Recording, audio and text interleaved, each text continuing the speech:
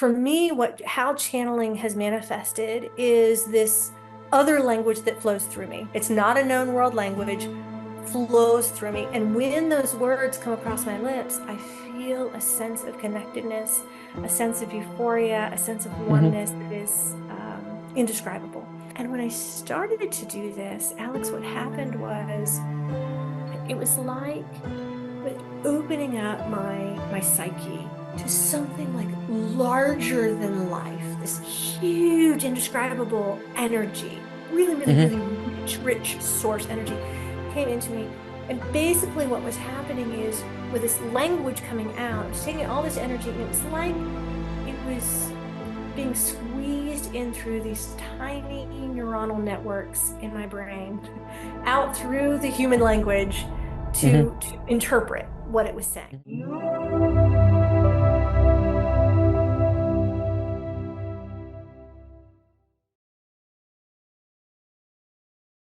I'd like to welcome to the show Dr. Siri Zamel. How you doing, Dr. Siri? Hi, I'm wonderful. Thanks for having me. Good to see you, Alex. Good to see you as well. Thank you so much for coming on the show. You are an interesting, you have an interesting story. From where you began to where you are now is it's I'm sure it's been bumpy, as they say for you. Can you tell us what your life was like before the insanity of channeling came into it? Well, that's actually a really interesting question, and no, I can't because really from the time that I was a young child, I Hmm. channeled. I didn't call it channeling. I didn't know what it was, but some of my Hmm. earliest memories, I don't know what I was maybe four. I mean, certainly five, six, but in that age range, I played in my room by myself with all of my quote unquote imaginary friends, having conversations, receiving information. And so to me, I know that those were the early experiences of being a channel. I didn't call it that. No one called it that. No one knew that. But kind of looking back and connecting with that feeling that I get, that sensation that I get when I open myself up to commune with the other dimension, that's pretty much the same experience that I was having at a very, very young age. Now, what ended up happening is that, as I got older, 6, 7 years old. Oh, that's weird. Oh, we don't talk about that. We don't do that. No, none of my friends do that. None of my family does that. And so I suppressed it and I shut it down and I quote unquote was normal for a period of time. So certainly I can answer the question with regard to my life before I acknowledged, with a cognitive mindset as an adult that I was a channel and acknowledged that this is what was happening in my life before that. Sure, I can certainly talk about that. That part of me was always in there in the background, sort of Hmm. in my Hmm. deepest core. But I just, I had pushed it away. I had disconnected from it. Now, when you started to suppress it, this is not a new story for me because I've heard this a lot from channels and psychics and mediums who, when they're younger, when they're closer to source, Mhm. meaning two, three, four, they kind of are cool with it. But as they start getting more programming, communal stuff gets tossed down, and depending on if you have a supportive family or not Mhm. in it, they will start suppressing it. Did your family? Did they think it was weird? Did they just not support you? They just nothing. We just never talked about it. I mean, it just never came up. This was not a topic Got of it. conversation. It was not out in the open as it was not acknowledged, right? Hmm. So I don't know honestly what they thought about it, if they thought anything of it. We haven't had Hmm. that conversation, and now that you bring that up, that would be a curious conversation to have. Right. I just kind of did my thing and then grew up, and when I came out later as an adult, they were very supportive at that time, but they Okay. never, yeah, have opened up to me conversations about what it was like for them raising me. I don't even know if I'm curious to see if they noticed or if I shared it kind of in open with them, or I did it more kind of when I was by myself in my room. So when you suppressed this and became quote unquote a normie, uh, where did you went down a very academic Mhm, path, mhm, a pretty grounded path, if I'm not mhm, mistaken. Can you mhm. talk to us a little bit about where you went through, what's your Sure. background, your education, and Yeah. the more this is the interesting part of the channeling story with you, is where Sure, you sure, coming sure. from and where you are now. Yeah, absolutely. All right. So I went to Catholic schools growing up. Hmm. Graduated, eighth grade from a Catholic school, then went to a public high school.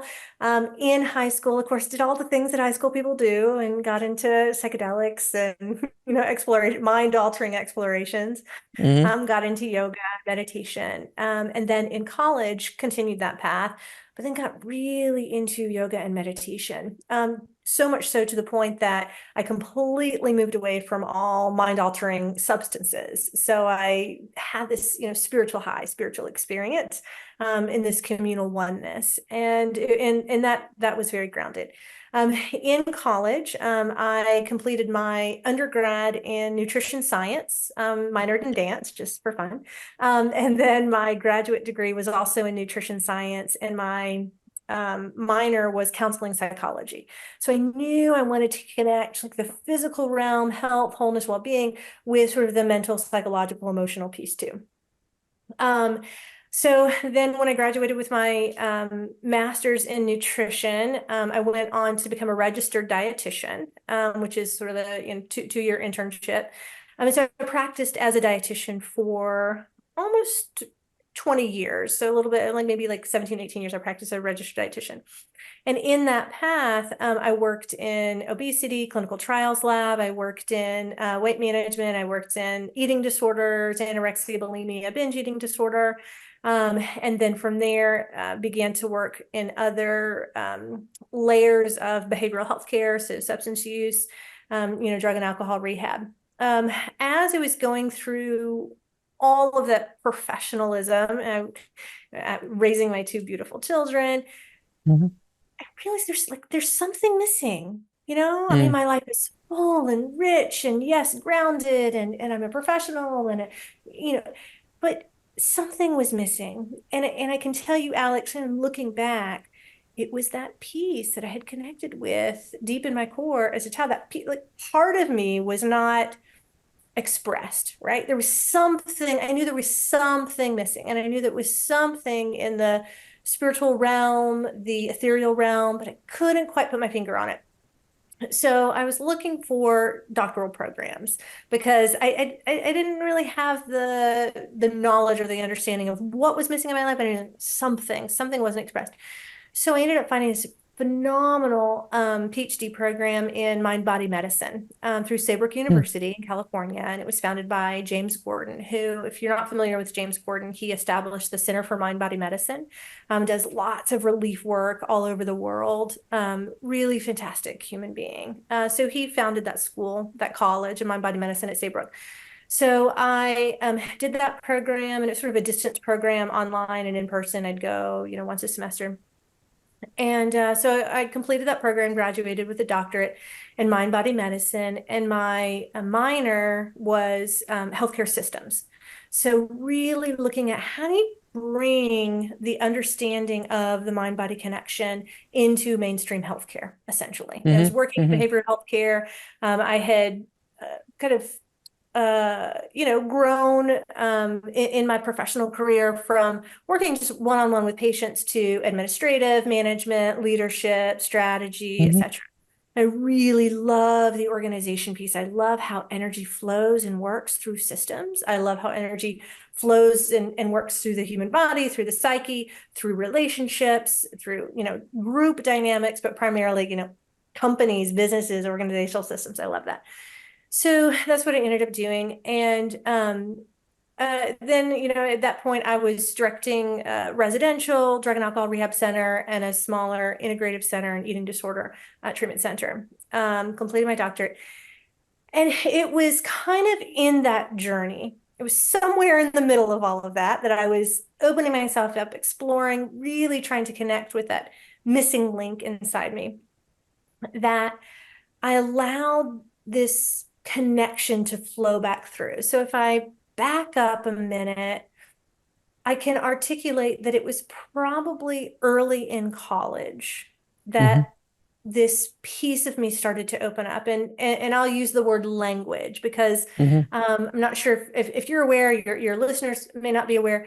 For me, how channeling has manifested is this other language that flows through me. So close Hmm. my eyes down, open myself up, and a language that's not English, it's not a known world language, flows through me. And when those words come across my lips, I feel a sense of connectedness, a sense of euphoria, a sense of Hmm. warmness that is indescribable. Hmm. And when I enter into that state, we can call it a trance state, but I'm fully aware also. Hmm. When I enter into that state, I receive information and messages, and I'm channeling with another dimension. We are in a time of great change, and humanity is awakening more and more every day. Mankind needs insights on what is happening to all of us. That is why I'm inviting you to Wisdom from Beyond, a 6-day virtual summit designed to awaken your soul. Experience over 9 hours of soul-expanding channeling sessions led by 6 of the world's most esteemed channelers. Connect with the divine, receive sacred insights, and transform your journey by asking questions directly to the channelers themselves. This is more than just a summit. It is your gateway to understanding the profound shifts happening within and around all of us. Plus, when you sign up, you receive exclusive bonus content to deepen your spiritual exploration. Join us and step into the extraordinary.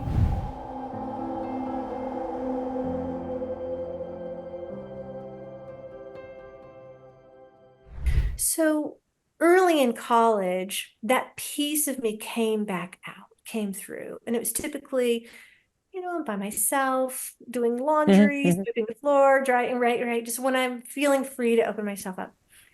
And by the time I was exploring my doctorate in mind body medicine, I realized like I want to explore this. I want to understand this. I want to figure out what this is. Mm-hmm. And I shared it with my cohort in my doctorate program. I shared it with my doctorate mentor, and really explored the idea of maybe this is what I'll write my dissertation on, because this is really weird. I mean, this is unusual. This is great. Like, what even is this? How do you explain it? How's it working?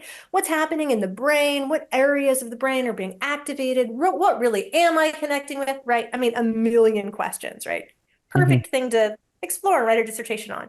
But it was so sacred, so tentative and like raw. It just Mm-hmm. didn't feel right to rake it over the coals of academia, right? Mm-hmm. Right. Because I mean, to complete a doctorate, I mean, you have to be willing to just rake it over the coals and have it broken apart. And I mean, it's a brutal process. And it just felt too tender, too Mm-hmm. personal, too Mm-hmm. sacred. Mm-hmm. So I kind of put it on a shelf and said, all right, I've got to explore this and I have got to dig into it, but it's going to be after my doctorate because this is not the place to do it. So I completed my doctorate and then continued to advance in my career in healthcare systems and strategy and leadership development and Mm-hmm. channeling, but not in a mystical Public. way, but more in a Yeah. practical way, right? Just Sure. right. And so after completing my doctorate, continuing to work, continuing to raise my kiddos, continue to just live life, right? It was when COVID hit that I said, I've got to like come out with this, right? But let me backtrack and say, after completing my doctorate is when I really started to dive into the experiences, because what happened in that program is that I learned to normalize psychic Mm-hmm. experiences, phenomenon, sacred spiritual phenomenon. I learned to normalize all that. It wasn't so scary anymore. It was this is part of the human experience, right? And so I opened myself up to it. And first, I wanted to make sure I really wasn't crazy and that there wasn't like a, DSM psychiatric diagnosis around something like this. So I went to see a Mm-hmm. friend of mine, a therapist, and sat in her office and let the language come through and let her hear kind of this connection with another. I'm like, okay, I'm not have a mental health diagnosis. She said, no. This is a beautiful spiritual experience. Just explore it. It's cool. Like that gave me the permission, right? Mm-hmm. The permission that I needed to explore it. So I opened up and started to explore it. And in that, I have a really good friend of mine, Annie. She's a psychologist as well, but we're really close. And I'd go to her house or she'd come to my house. We go to the park or something. Just open up the language, let these messages come through, ask all kinds of questions about our lives and our kids and spirituality and other dimensions, and receive these phenomenal messages. And I'd record all of it. and then just kind of pack up and go back to work, and finish out my day. And when I started to do this, Alex, what happened was it was like with opening up my psyche to something like larger than life, this huge, indescribable energy, really, really, Hmm. really rich source energy came into me. And basically, what was happening is with this language coming out, it was taking all this energy, and it was like it was being squeezed in through these tiny neuronal networks in my brain out through the human language Hmm. to interpret what it was saying, Hmm. right? So like Hmm. Hmm. learning how to interpret the language into English was really tough. And I would have this huge headache and exhaustion and just feel Hmm. wiped. I mean, totally wiped. Often I'd feel really nauseous, like I was going to throw up. I had a very strong physical reaction in doing the work. And slowly over time, that Hmm. physical reaction went away. But at first, like it was like training. You know what I Yeah. mean? I mean, it was Yeah. like Yeah. opening myself up to that. I was like training my nervous system, training my body. But because of my background in the biological sciences and in mind body medicine, I got it. Like I can talk all day about the vagus nerve and the nervous system and how it's connected and how it works, and it made sense, right? So I opened myself up to do that, did that over time, learned how to do it and kind of slip in and out of trance state pretty easily, get a download and move on. So yeah, yeah, from what I understand, the channeler generally has to their nervous system has to be primed, has to be set up, and it takes a while because Mhm. it's so much energy coming through that it could blow a Yeah. circuit, Yes, essentially. And exactly. it's very Yep. painful at the beginning sometimes, and you have Mhm. to kind of like slowly, Mhm. slowly build up the tolerance, if you will, Mhm. and the muscles to be able to Yeah. handle it. Yeah. Coming from academia like you have, and being a doctor, having a PhD. Um, what happened when you came out of this spiritual closet? When you said, "Hey, everyone, I know I've spent X amount of years doing this, but I'm gonna pretty much walk away almost from it, even though you still have the degree, obviously." But I imagine this clears a room, like I always say. It always clears a room when you're like, "Hey, everyone, I'm a channel now, and I'm Yeah. talking a different language that's not human." Uh, Yeah, how did that exactly. work out for you? Right, right. So it was during COVID, when COVID hit, and we didn't know what was happening with the world or with the human race. Right. And there was something inside of me. It's like, it's now or never, to be honest with myself and to live authentically. Hmm. Worst case scenario, our race is wiped out, and at least I die having been Sure. authentic, right? Sure. It just felt like something I needed to do to come out with it. So it was partially that, but partially, in that time, I needed to work with the material. I needed to remember the messages that I was receiving. So what I had been doing in the 10 years prior was slipping in, opening myself up to receive messages, recording them, and then shutting down and moving back throughout my day and being stressed and worried and overworked and connected with my ego and caring what other people thought and spending too much money on clothes and doing all the trappings, right? Mm-hmm. And so there was just like compartmentalized part of myself. I was very fractured. This Hmm. incredibly rich, deep, beautiful spiritual connection and gift. But because of my makeup, my God, I'm an Enneagram 3. I don't know why. Like I had this shame. I felt embarrassed. I'm embarrassed Hmm. about it. Like what other people Hmm. think? I'm in the South, right? Okay, I'm in the Bible Belt. I was right. Like I was just ashamed, embarrassed. I didn't know what to do with it, and so I hid it. And so I would get these incredible messages, and I would re-listen to the recordings while I was exercising, walking, driving around, whatever, and kind of get a lot of it. But then I would just kind of slip back into old patterns and really integrating and making the changes in life that I was spiritually guided to make was a lot harder than just opening up and channeling and getting the information. Like, oh yeah, good Hmm. idea. But to do it, to follow, Hmm. it was tough, right? To be authentic was scary. I was absolutely terrified. And it kind of just got to a point where I needed to live in that vibration of the information that I was receiving. I needed to let it wash over me, and I needed to be honest and authentic in my life. And so I did. I came out, and it was fine. It was fine. Like the sky didn't fall, the world didn't end. I mean, sure, it absolutely changed the identity that I had staked myself in the world, and I think that's a beautiful thing. It's a beautiful thing. We can just like take ourselves, empty ourselves completely, and say, Hmm. I am raw, I am here, whatever that means. Um, what I ended up doing at that point, Alex, was once I came out and had the big, okay, I had the big coming out. I did it. The sky didn't fall, the world didn't end. I'm a channel, and I'm an organizational leadership development person. Fine. I'm all these things. I'm weird. I'm unusual. And Hmm. I'm just myself. What I started to do once I came out and I wasn't afraid anymore, like, okay, so I'm going to channel, I'm going to connect with the other realm, I'm going to share information with other people, help further people's lives and connection with themselves, connection with the other side. Let me kind of professionalize this, right? Let me kind of look to where are the professional standards, scope of practice guidelines, ethical guidelines. Is there a professional association? Like, okay, let me just kind of dig in fully. Wait, it doesn't exist? Hey, how can this not exist? For channelers and mediums, there's no neutral nonprofit professional association. There's no published ethical standards. There's no No, scope of practice guideline. Whoa, whoa, whoa, no. whoa, whoa, whoa. That's not cool. That's Hmm. not cool. And furthermore, more and more people are having these coming out experiences. More and more Hmm. people are realizing, oh wait, this is part of human design.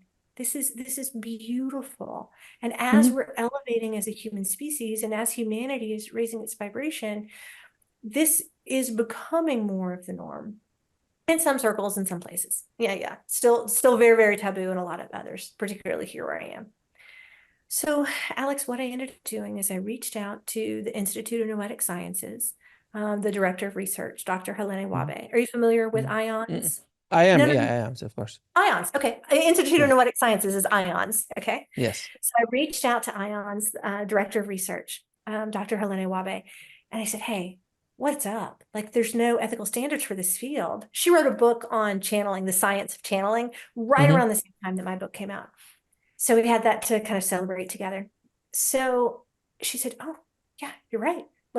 You want to do a study? So yeah, I really do. I want to like wrap my head around this.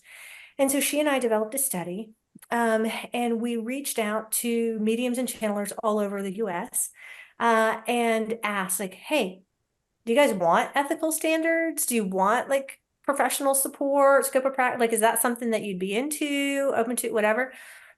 And so it was the I don't know, survey, open-ended, qualitative and quantitative Hmm. survey. We had about 200 respondents, got that data back, qualitatively coded, quantitatively coded. And what we found from that research was that overwhelmingly, like 90% of the channelers and mediums in the US said, yes, please, we need ethical standards. Yes, please. We want to establish ourselves as a credible field. And this is really important to do so. And yes, consumer ethics is really, really important because Mm. there are bad mediums and channelers out there. I mean, Stop there's, it. oh yeah, No. it happened. No, Siri. Humans are Stop it. humans, right? Humans are humans. Right. And there's a lot of fraud and there's a lot Hmm. of deception. So just like any other field, Alex, that has developed and established itself and professionalized itself over time, is only done so through this formalization process and identifying, like weeding out the true professionals from the charlatans. And so that's what we found. It was about like 70% of the respondents said, yeah, formal structure is cool, but hold on, be careful because you got to do it really, really right because this is really sensitive, nuanced stuff. It's very, very personal. And so that's a little trickier. But ethical standards, yes, we're in. So we took the results from that study and said, okay, and actually presented the results at the Parapsychological Association International Conference in Hmm. Oslo last Hmm. summer. Super fun. Um, and and so to answer one of your previous questions about, how does the academic side of me get into all of this? Well, Parapsychological Association is a phenomenal resource for people interested in psi and psychic phenomenon, spiritual, mystical phenomenon from the scientific side. We're really, really looking at the research behind what's happening in the brain, what's happening in, mind-to-mind communications, dreams, precognition, all of it, right? And really understanding kind of theoretical framework behind these very poorly understood mechanisms. So anyway, we presented the research at that conference, and then after we presented the research, like, okay, next step, where do we go with this? Where do we take this information? And so what we decided to do is a follow-up study in actually developing ethical standards for the field. And Wow. so And so we posed it as wrote the research proposal as sort of this consensus building process of I'm not going to write them for the field. She's not going to write them for the field. We're not going to like take that on. What we're going to do is open up to the field and say, what's important to you? What do you currently practice? What do you borrow from other professions? Because there's quite a few mediums and channelers who, used to be therapists or used to be Hmm. other Hmm. professions that have, transitioned over. And then they borrow professional ethics. So anyway, we opened up and asked our participants, which is about 150 or so, all right, what elements do you think are important? What elements do you think are not important? And then just finished maybe about a month ago, qualitatively coding that data and sending it back out to that group to rate. So we're Good. mid-process here. So the way that That's we're doing awesome. it is we're looking for 75% consensus and this is actually for English-speaking mediums and channelers, 75% consensus from what does the field want and what are the ethical standards that are most specifically relevant for this incredibly unique, incredibly nuanced work. And I Yes. have to say, what we have so far is so cool. Nice. It's beautiful. The standards that we have right now are beautiful. So we'll probably go through a couple other iterations before they're fully published. So Well, that first of all, I applaud you for doing that because I've now probably interviewed 80 to 100 or plus channels, and if you add in the psychic mediums, then that number doubles almost. So I've talked to a lot of them, and I've had a lot of experience with them, and it's something that is very, very needed. The ethical aspects of things, the professionalism of things, not all are created equal by any stretch of the exactly. imagination.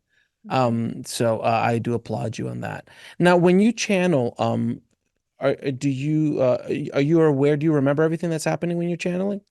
So more or less, I always record just because there's so many little pieces of nuance that, it's good to rewash. But yeah, in an aware state. What happens also is that I receive images too. And so sometimes because there's a lot happening when I channel because there's this language that's the sound that's coming out and then I'm having to pull back and interpret it into English, and I'm getting these flashes, these images as well. And so then there's my own filter that's trying to interpret the images that I get while interpreting the language and the sense. And so sometimes after the fact, it's, oh yeah, and I should have said, oh yeah, that's right. Oh, that's in the imagery pieces kind of sink in later sometimes. Hmm. Hmm. But yes, I am aware. You are, and you remember, and you do remember most of it, or okay, Mhm. great. Mhm. Now, and are you energetic, or does it wipe you out?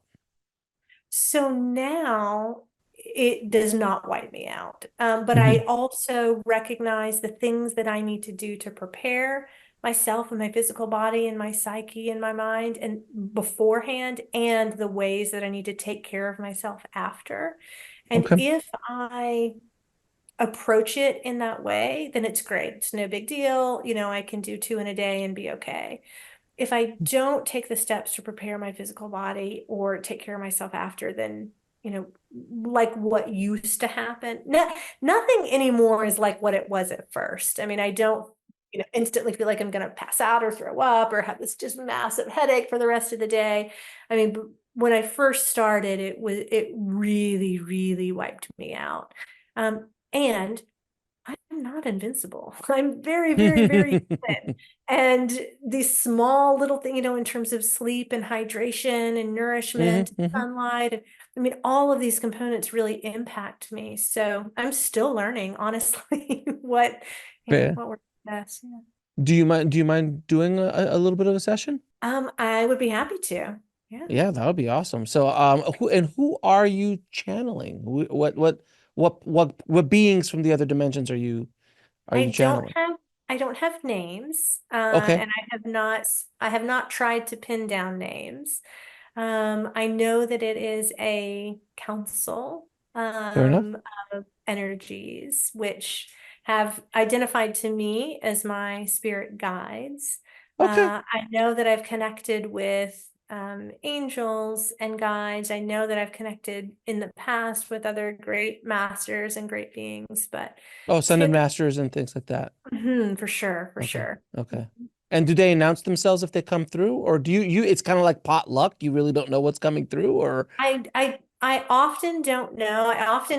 So for me, the way that it works is I close my eyes down, I let the language flow. Typically the language has to flow for a couple of minutes. I mean, it has to, I Mhm. kind of, and then as it's flowing, there's like this download. And then once I'm kind of clear on the download, then I can start to interpret a little bit.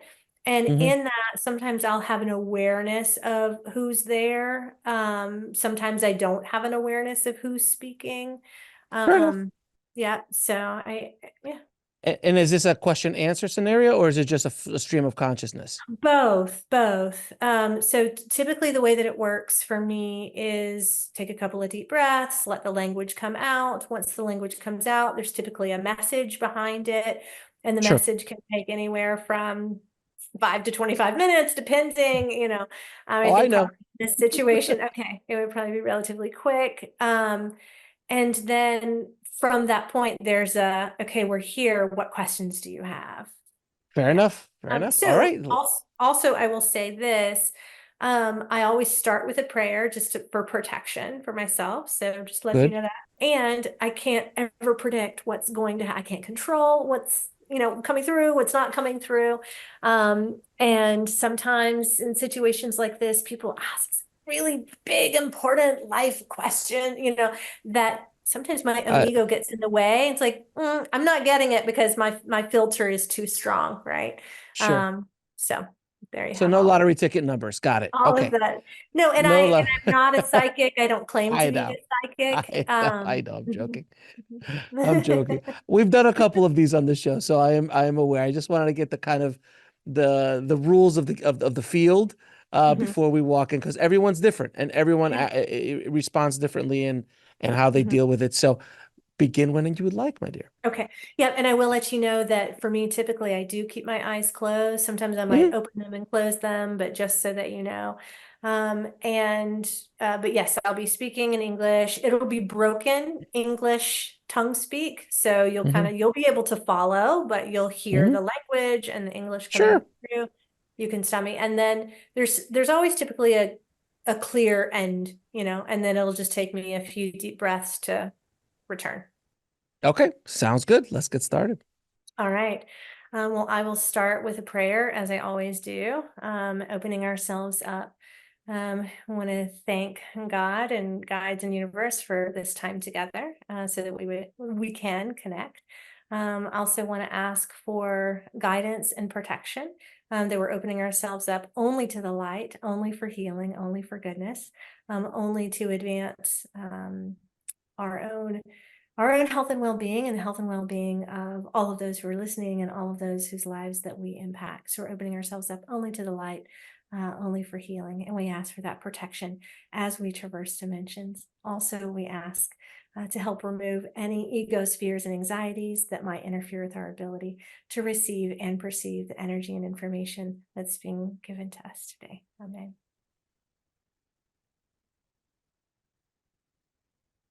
Us inte akale under det viavash, kirale ungoto barek, alach indita asikotuchur. Viachan de deliacha under de dele viahandis, kala and the deva ukolopache vianyad. Tililiacha and the deasa se, kotudu viacha and do the leveca. Bra evele eketieste tere shunje kulukunda hendi deleke ha umbunda yisat talaya ala ketutusteve ka ala ungudere viasan kashi kashavala yanka ande zich untu de beverale yakatin kutu delevia anga de stindere vuchambere alevia ante de shundundula ekedian kis ach ende de avia nuno levia via katististe velia kantu de via kante belach an de reviang in ravia alle an de reviach an de bubaraketen sutul satal elaya kuntu tes han ekhayatit tu bavahandi dia sekel ande uchulla ansheti anda bavaliaka gla ande de rendi to do and de buf khala ande de kwande shit re andal in kabi avokont sisis ande hekit tahal dut abevian kita ashovia lakach is al eke achach. So eketa aleveki akach Alex un beve enad stundu durale achai vekech. Unya ed alevekach what is coming through to hun asheva alevekach. Today ze ekot dalevicha is under dalevekach primarily under the veleka instruction. Kihich under da dale kai da indeed. And recognizing kun to deve alach under veki from a place of in aileka humility kita aileka and unknowing ita aileka mystery ke enu du dorare vekik lachen du de viecha saying that the hin ununa le shech anireveka still ella ununa vekha there is so much to learn ere ekita vekha so much there is not understood in that is not perceived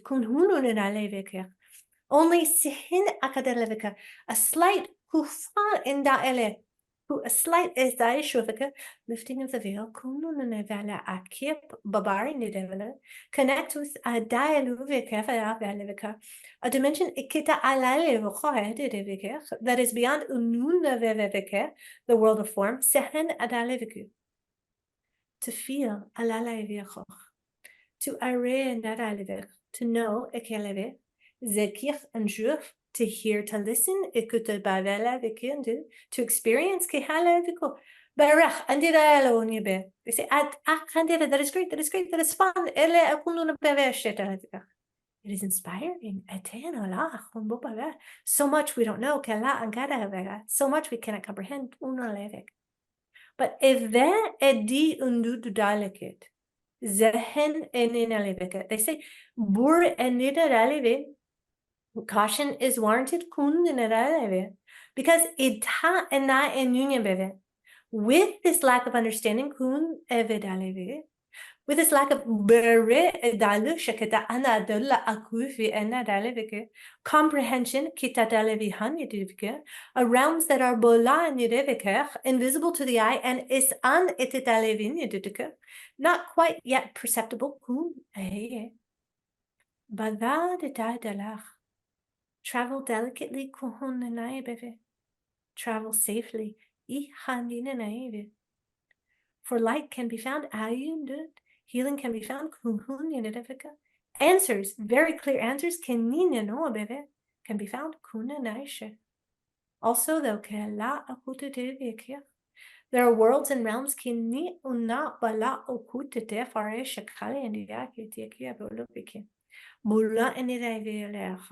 that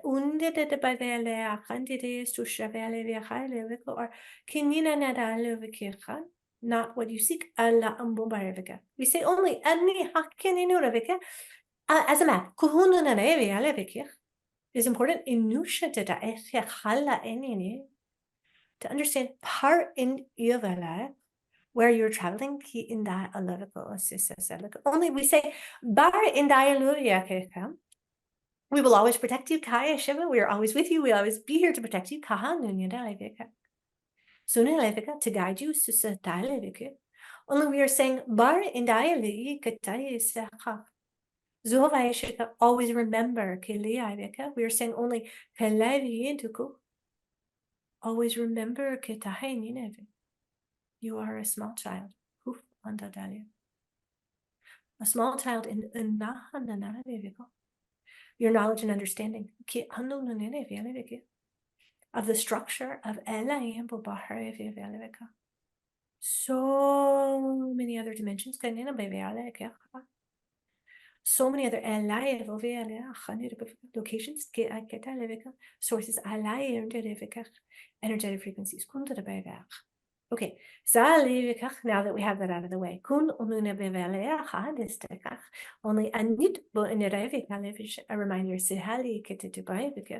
that only humility could you recognition of the incomprehensible. That's all. Okay, now Alex, will open up to you for your questions. Yes, thank you. Why is there an increased global turmoil and division right now? There are competing priorities. So look Borja and and a kalevika rising of energies that have competing wants, desires, wills, and said Zuf the exercise of rising up, of empowerment, of entitlement, and exercising an expressive energy of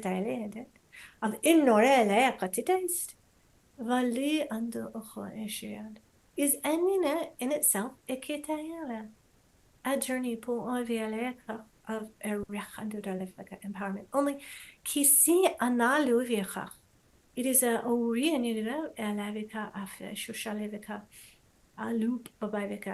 centered in self, so centered in ego and in small-minded, unknown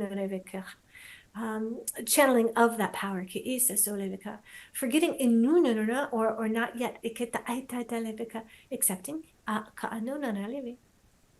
that same humility that there's something so much bigger for which to experience in the end power and strength, but not in a the advance of one's own desire and will. You see, like a toddler, but not like I want it now. That's a normal part of development. To have a rising up, a rising of energy, anger, strength. Yet it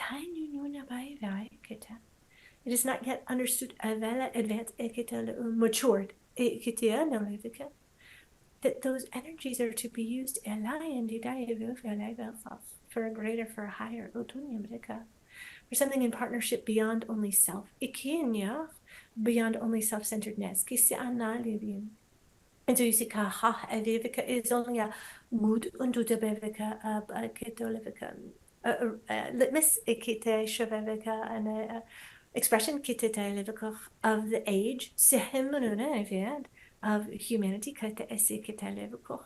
in a state of immaturity, not yet fully matured and understanding how to work with energies beyond only self-centeredness. Do you understand, or do you have more questions about that? Thank you so much for coming on to the show and answering my questions. I appreciate you. Say thank you. Thank you, Alex.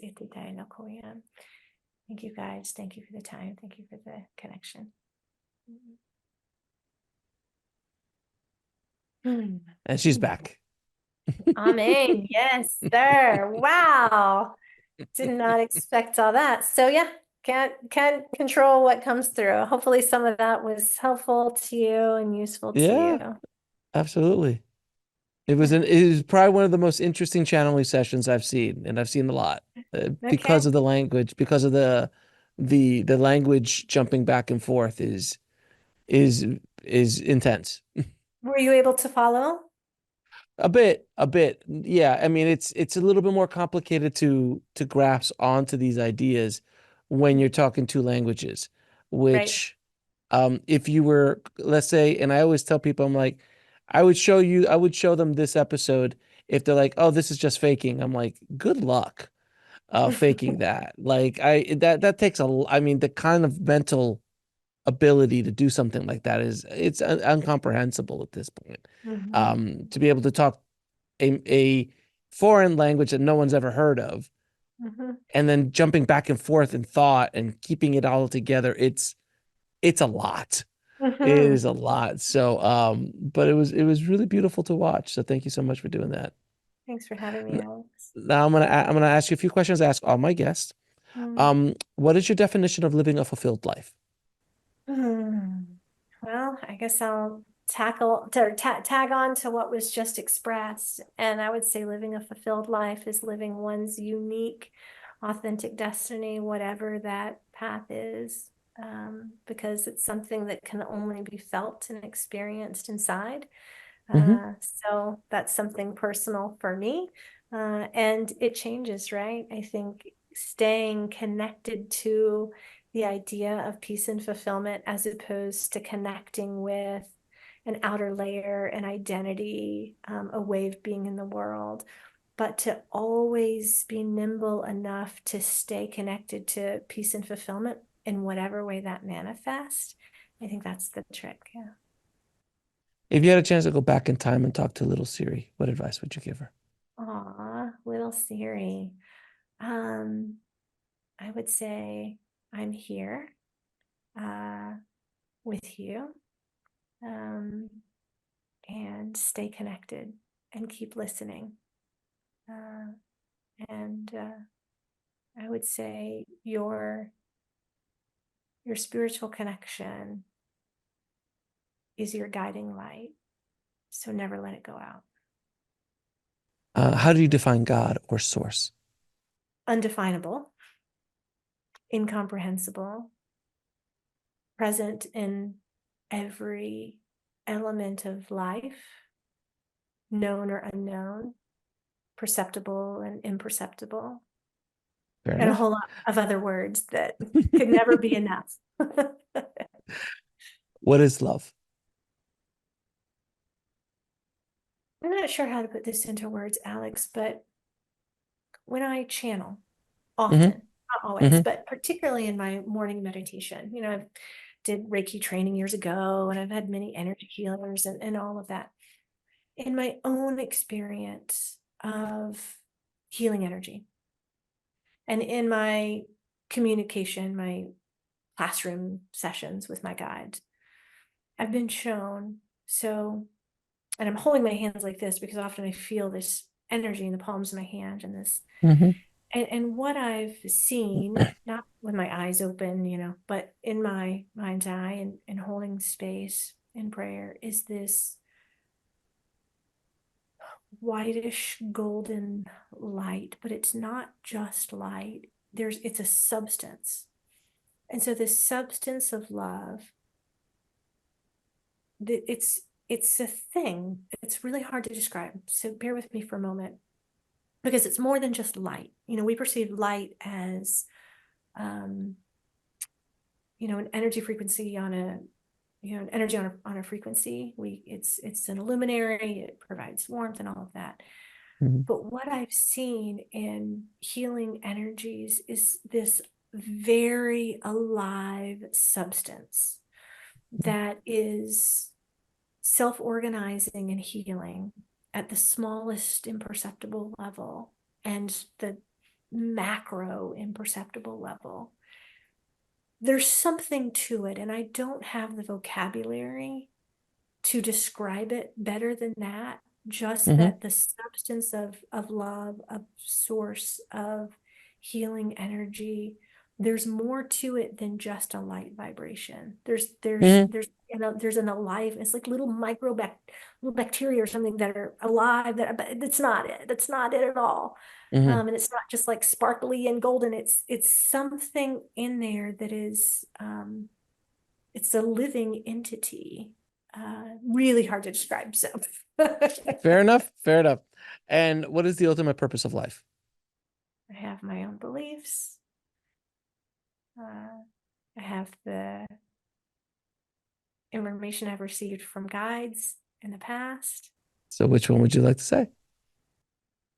I don't have the full answer, but the piece that I know is that we are here to grow and to learn and to fulfill some very unique purpose and mission that is individual to each of us, that often we ourselves don't even fully know or comprehend, because it's Hmm. more just like one thing at one time with it's like this very complex path, um, that is both in some ways predestined because there is no time, but in so many other ways is this constant choice, just constant choice points of growing spiritually or not, but with these like recurring opportunities to continue to make a different choice.